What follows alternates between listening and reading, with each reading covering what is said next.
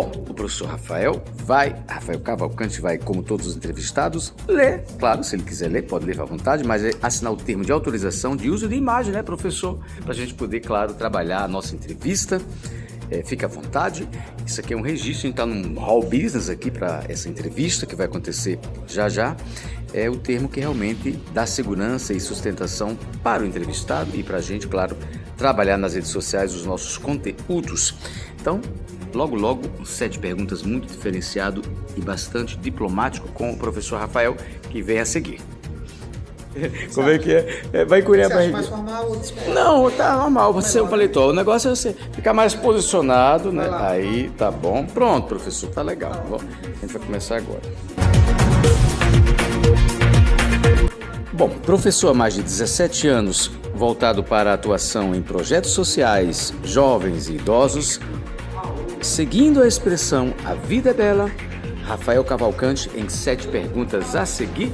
Primeiramente, professor Rafael, muito obrigado pela sua participação no nosso 7 perguntas pelo Sistema TV7, através das 2 plataformas de Instagram, que é o Raios Media e o Instagram oficial de todas as entrevistas no 7 perguntas. Então, todas ficam no 7 perguntas, Instagram, e também passam agora pelo Raios Media, que a gente tem toda uma interação com mais público do que especificamente o só de entrevistas. A gente agradece e vamos para a sua primeira pergunta, né? Porque, enfim, a questão didática de ser professor hoje em dia está um tanto quanto delicada, né? No nosso Brasil atual, né? A gente tem várias situações aí e a pergunta primeira é a seguinte, já lhe agradecendo inicialmente, a importância, né, de ser um professor, né? Esse ser sábio e que ensina, ela está em quantos % nos dias de hoje na sua concepção? Ou seja, o ato de você ser hoje em dia um professor no Brasil ou no Nordeste está em quantos %? Isso passa pela valorização, isso passa por alguns desgastes que o ato de ser professor passa a ter, ou enfim, por questões administrativas ou não de forma social. Em quantos % o senhor acha, na sua visão, que está a valorização do professor hoje em dia? Olha, o berço pedagógico, que é as próprias unidades acadêmicas, a gente já percebe realmente uma porcentagem que vem sendo degradante, né? Não há ainda um ritmo ou incentivo para que essas classes de universidades elas possam também mudar até também o currículo, a forma de projeto pedagógico. Porque o que está acontecendo também começa de lá, das turmas das academias, das universidades, lançar um projeto pedagógico que atenda à realidade desses discentes e posteriormente na sua vida profissional.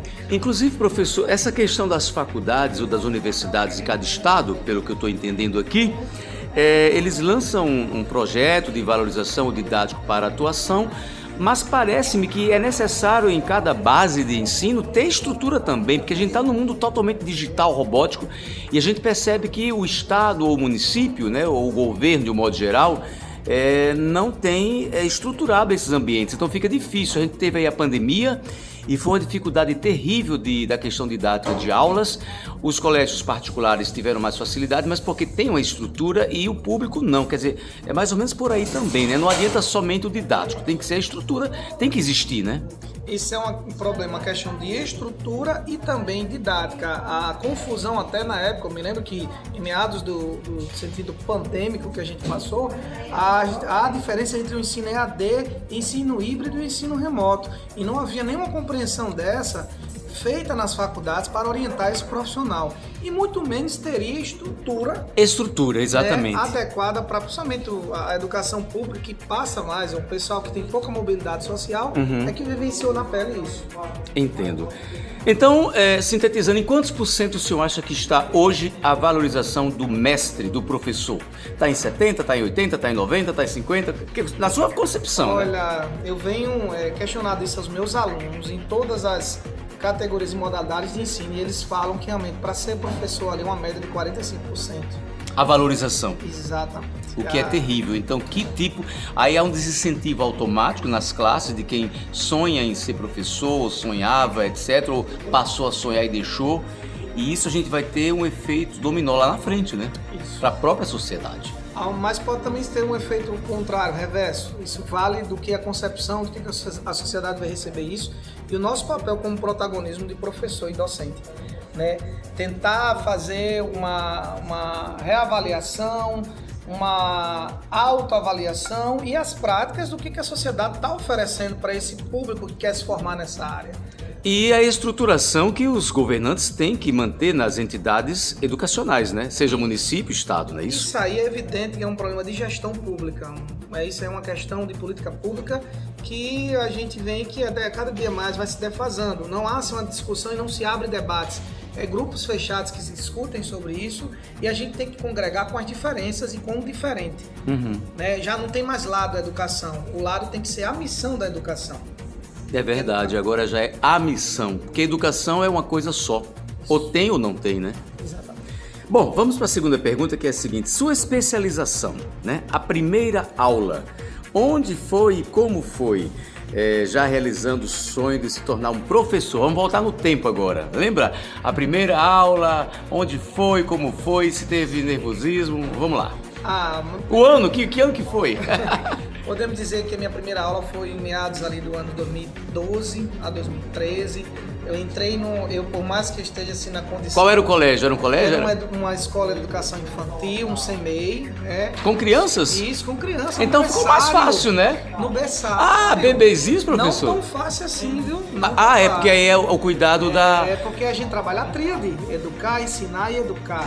Educar, ensinar e também cuidar. E também a criança é bem mais delicado, né? Pelo fato de ser Existem várias ali aparatos para que a gente possa trabalhar na formação integral da criança.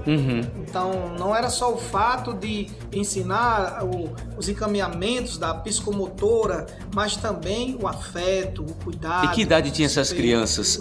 Berço era de 6 meses a 2 anos de idade. Tá, foi a primeira aula sua. Foi de manhã ou foi de tarde? Contato. Foi pela manhã.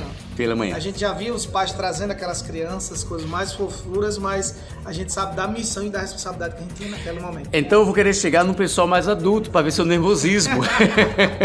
E aí, quando é que foi que teve o contato com o pessoal mais adulto? Bem, por passar nesse processo de educação isso foi em 2000 e quanto? Em 2012, 2013. As crianças, beleza. Em 2014 eu passei pela experiência do terceiro setor em ONGs, com a qualificação profissional para jovens. Pessoal de que idade? E adultos, né?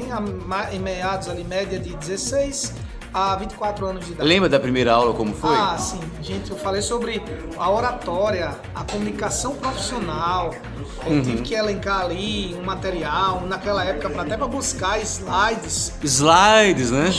Eu tive que fazer numa lan house, que hoje é Lan house está até em extinção, lan house hoje em dia, né? Então é um negócio de doido, é uma velocidade muito grande, é tudo digital, é aplicativo. Isso, os smartphones, né, tomaram conta, né? Então, estamos aí, o avanço que também é interessante para...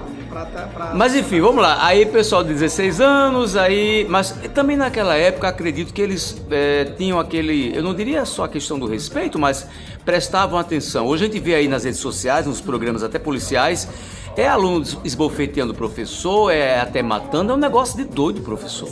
A gente vê aí uma sociedade adoecida, né? Isso aí são vários condicionantes que, se eu fosse listar agora, demandaria muito tempo nessa entrevista. Mas a gente sabe que é um fator que a gente tem que saber que a escola é para ensinar o ensino sistematizado. Ela tem a parceria da educação, a educação parte da família. Também vem de casa, né? É uma parceria. Então assim, mas enfim, eles prestavam atenção, o senhor teve aquela atenção e se saiu muito bem, porque já tinha se preparado antes, né? Eu acho que o melhor disso é saber que eu venho de uma condição de família simples e também com pouca mobilidade social. Me colocando na condição do outro e com afeto, né, entender a condição histórica do outro é que é o necessário. E outra coisa também que reforça é o ato de o seu sonho de ser um professor, que requer uma dinâmica, requer uma espécie de não ter timidez, enfim, de se expressar. Então, juntou tudo, né? Aí de lá pra cá, a coisa só evoluiu e foi... Agora pega até de 80. Paulo Freire diz, utopia, um sonho não sonhado. Então, um sonho que a gente concretiza. Certo. A terceira pergunta tem tudo a ver com o que a gente já acabou de falar, meio robótico. É o seguinte, a educação eletrônica hoje é uma educação mesmo ou apenas uma proposta gravada, né, a ser pulverizada na cabeça das pessoas?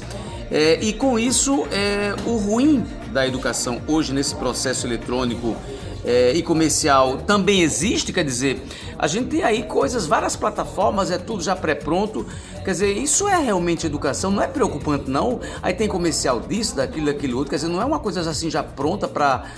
Como é que o senhor vê essa questão? A educação, aí não é, a gente sabe que essa discussão é longa, ela já foi sempre, também teve o seu lado mercadológico.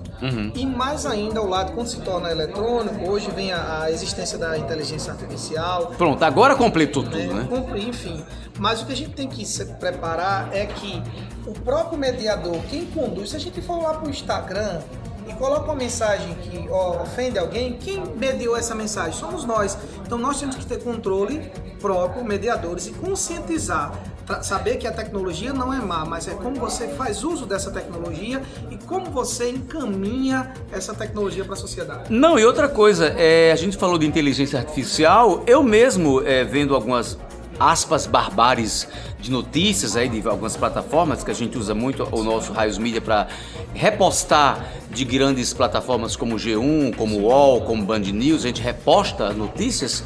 Tem coisas que eu, assim, me dá uma raiva muito grande e eu tento jogar um linguajar que a própria plataforma diz, você tem certeza que quer dizer isso? Né? E dependendo do que eu queira expressar, porque é minha de direito também, que eu sou uma pessoa normal, por exemplo, descuido com os animais, gente chutando animal na rua, sabe? Eu acho que um ser humano desses, eu não sei, eu não quero nem me comprometer aqui em linguajar, mas é terrível. O animal, ele sente fome, ele sente sede, ele sente dor, ele não consegue falar pra você no idioma que você entenda, e o cara pegar um bicho, sair chutando, esbofeteando, é muito revoltante. Tem gente que mata o cão e põe na rede social, então a inteligência capta e já pergunta, então é uma evolução que também ela pode ser do bem ou do mal, mas assim, já é uma coisa assim pré-pronta, né, que já está ali, a plataforma detecta, né? Pré-estabelecida, né? Mas aí nós temos uma capacidade humana que se chama de recriar simbologias. Nós, seres humanos, temos a linguagem e temos a cultura. Nós temos a capacidade de ressignificar essas simbologias. E aí a gente trata isso na prática muito bem, quando a gente tem um sentido da sociedade, que dá sentido e dá vida às coisas. Entendi, realmente. Mas é um processo que a gente também está se aprendendo todo dia, porque está uma coisa, numa velocidade muito alta a tecnologia, né? Imediatismo, né? Há um imediatismo grande, mas eu, como professor também das tecnologias educacionais, eu costumo dizer que existe várias tipologias para as tecnologias, né? Mas é importante a gente focar que a tecnologia ela tem que ser facilitadora e de aprendizado, e que ela seja realmente um forte aliado para o desenvolvimento da sociedade. E humanizada também, né? E humanizada. Porque se você não botar um programa humano ali dentro para ela executar... Bom lembrar, viu? Você lembrou bem. Se não humanizar, não houver afeto, por incrível que pareça, lá ali na telinha, quando a gente dava aula, se a gente não tiver a sensibilidade de quem está ali atrás da tela, esperando, quando a gente dava aula, sentindo fome, sentindo sede também, esse é um modo de sentir também um afeto e se colocar na condição do outro. Eu tenho visto em algumas plataformas de ciências, enfim, de questões de tecnologia, é impressionante, é cachorro robô, é robô garçom, é robô que toma conta da casa. Robô de tudo. E assim, tem a face dele com aqueles canhões de luz assim, como o olho, como a cara se mexendo. É um negócio de doido, rapaz. Eu tô lembrando daquele filme O Exterminador do Futuro 2, 3, né, com Schwarzenegger, Isso. Que as máquinas saíam aí com tudo.